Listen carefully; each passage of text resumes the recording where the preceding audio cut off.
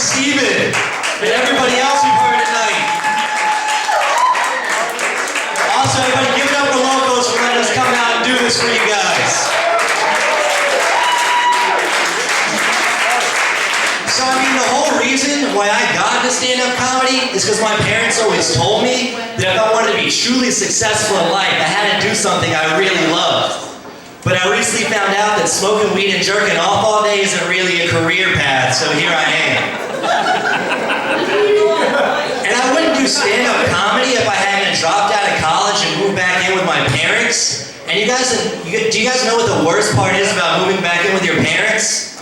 You're probably thinking like losing your freedoms, not being able to go out, being treated like your kid when you're actually a fucking adult. No. It's not being able to not being able to watch porn with sound on.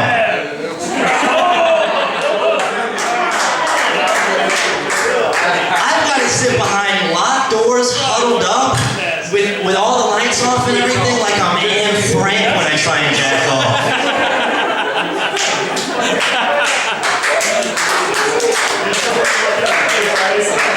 Do you guys like that Anne Frank references go well here? All right, good. Not a very strong Jew crowd. And I'm not really good in relationships. And I think it's because I have ADD and I get bored really easily. And I think that having sex with the same girl for a long time is like watching a rerun of your favorite show. Like you're gonna enjoy it, but you really wish something new would come on. And my family's always telling me that I go for really needy girls, and I try to explain to them that it's not my fault, that I learned it growing up. But you guys have no idea how many times I had to save Princess Peach's ass in Mario as a kid. And they said needy girls, but I think the appropriate term is batshit crazy. And I mean, to put it into terms for you, I decided to tag all of my ex-girlfriends in a picture on Facebook. And in this picture was a black background with red words. And all the red word says was, get tested. Which apparently is not the best way to get back in touch. And speaking of bad ways to get back in touch, I have a bad habit of drunk texting. And everybody has bad habits. Some people pick their nose. Some people bite their nails. Some Penn State assistant coaches molest boys. The point is that nobody's perfect. And I'm a drunk texter, and when I text a girl at 3 in the morning, I don't understand why she gets mad when I'm clearly just trying to cuddle and talk about my feelings. And I have a new way of telling if I'm too drunk to drive. What I do is I look at my phone and I check my text messages, and if I count the number of ex-girlfriends I've texted, and if that number is above 0.08, then I'm too drunk to drive.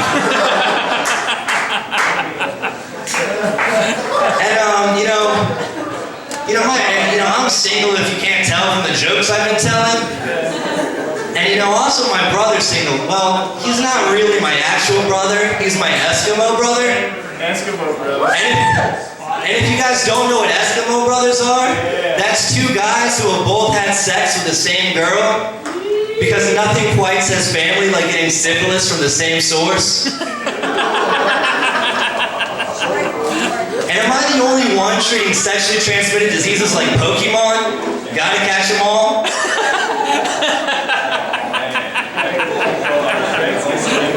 And my Eskimo brother uses Twitter to try and pick up girls. And I like Twitter, I just joined it recently. And the reason why I like it is because I can follow a girl for days and it's no problem. But when I try to do that in the real world, people start getting mad and calling me names like weirdo and stalker. And he was talking about strip clubs earlier, and we actually performed at a strip club not too long ago, but I don't think I'm going to go back because it was 3 weeks ago, and I'm still washing off body glitter and daddy issues.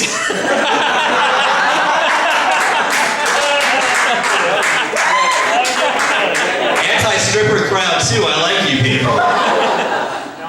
And when I was at that that strip club, there was a stripper who came out, and my friend told me, he was like, no, this girl does not take off her clothes.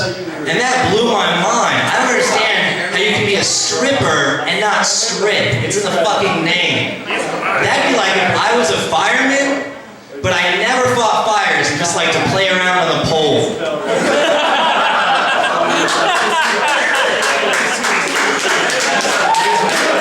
Yeah, go ahead, clap. It's all right. And, I really feel bad for guys who go to the strip club all the time. But I found someone who's even worse, and I was watching TV, and this guy had bought a $6,000 sex doll that looked and felt just like a woman. And my first thought was, oh wow, you're popular with a brand. You have at least 3 at home. But my first thought was, how sad of an individual do you have to be to spend $6,000 on something that's just like a woman? But then I had to listen to a woman talk, and I thought, $6,000, not so bad. And the weirdest thing about this was that not only did this guy have sex with the doll, obviously, but he also made dinner for it, and he took it out on dates. And I don't get why you would work so hard to romance an inanimate object. And it's like this guy's never heard of hookers before.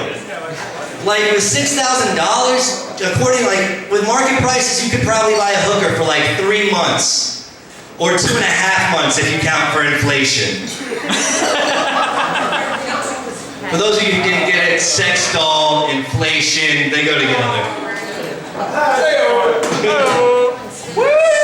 And but I kind of got it, that the guy had a sex doll because, sex is pretty hard. I mean, all the girls that I've had sex with recently have been saying that it's not very memorable, but I'm just blaming that on the roofies. That's fucked up. You guys are fucked up for laughing at that. That's date rape. And when someone has sex with a girl, they always refer to it as like getting lucky, and I just don't get that phrase. Like if I'm having sex with a girl, it has to do with the 3 Cosmos, 7 Jello shots, and the fact that her dad never hugged her enough. Luck has nothing to do with it. And I said that, I'm into batshit crazy girls, so obviously Casey Anthony's right in my wheelhouse. And the thing about Casey Anthony is that she is hot. The thing about Casey Anthony is that just recently she adopted a puppy. And I'd hate to see the over-under on how long that puppy's gonna live. And what's really fucked up about it is that I tried to adopt a puppy from the ASPCA and I was denied. So I guess Casey Anthony is more fit to take care of life than I am. And the thing that blows my mind the most about Casey Anthony is that after the not guilty verdict, she was offered $1 million to do a scene in a porn and also offered a book deal. Which begs the question, what is that porn gonna be of? Like, is it gonna be a babysitter scenario? Or like a Milk Hunter episode that just went horribly wrong? And then what's the title of that book? How to Lose a Kid in 31 Days? Sure. I've also always wondered if O.J. Simpson's ever said the phrase, fits like a glove. And the thing that pissed me off the most about Casey Anthony and O.J. Simpson is that they both got away with murder, and I can't even get out of a fucking speeding ticket. I guess what I'm trying to say is I just want to be famous. And I'm wondering how many 16-year-olds I have to get pregnant before I end up on an MTV show. And I know you guys are like, DJ, how could you do that?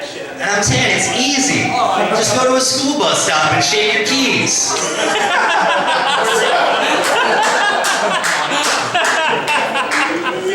And I was in a grocery store the other day, and they had all those tabloids. And on the tabloids, it was all written about, teen mom star goes wild.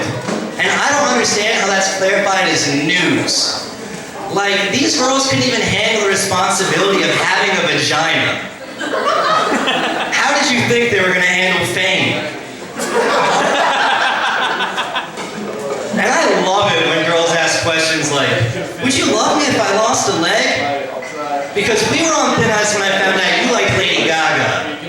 And now you want me to match me with a peg leg? And I've listened to Lady Gaga and I've discovered that she was born this way, and that way is fucking untalented. And I understand, you don't like Lady Gaga either, alright. And I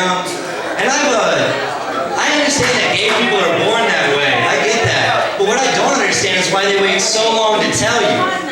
Like, I wouldn't have taken Janet to prom had I found out she was going to be a domestic union 3 years later.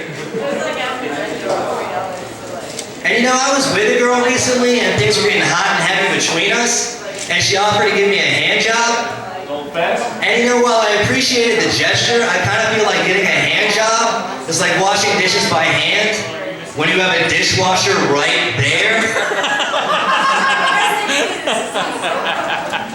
And you know, because it's like they both have the same amount of work, or they both have the same outcome, but one's way more work.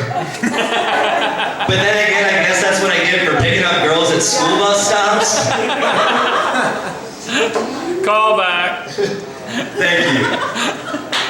And you know, I mean, it's horrible, but I kind of wish I had Parkinson's disease, because then I'd finally have some rhythm.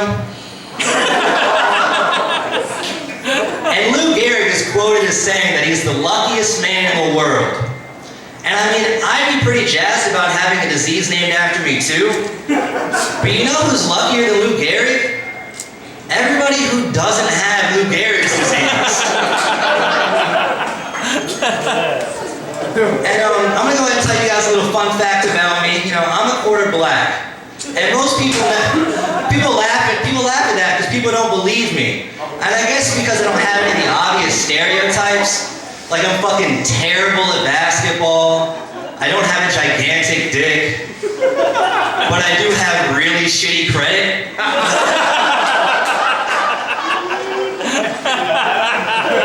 You guys are racist. And I saw a commercial the other day, and in this commercial, this guy had his social security number on the side of the truck. And they drove this truck all throughout town. And the point of the commercial was, with this safeguard technology, there's no way for your identity to be stolen. And that's when I realized that I want the exact opposite service. I want you to take my social security number, put it on the truck, drive it all throughout town, and make sure my identity gets stolen. That way, when people find out I have shitty credit, it's because I got my identity stolen, and not because I don't pay shit back. And like I said before, I dropped out of college, and Sally Mae has been trying to reach me for over 300 days. And I mean, like, you kind of have to respect that perseverance. And I respect them, but I'm still not gonna fucking pay them. And you know those, and I have such bad credit that you guys know those commercials that are like, bad credit, no problem. I don't even get those commercials on my TV.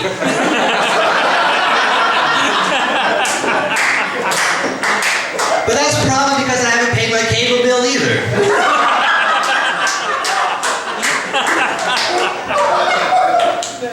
And guys, I gotta tell you, like, I'm psyched for the Super Bowl, but I am so fucking depressed that football season's gonna be over.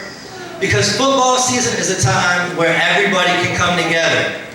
Black people, white people, Christians, Jews. They all come together, then hate other white people, black people, Christians, and Jews for liking the other team. It's basically like a racism timeout. And that's all I got for you guys. Thank you very much. You guys are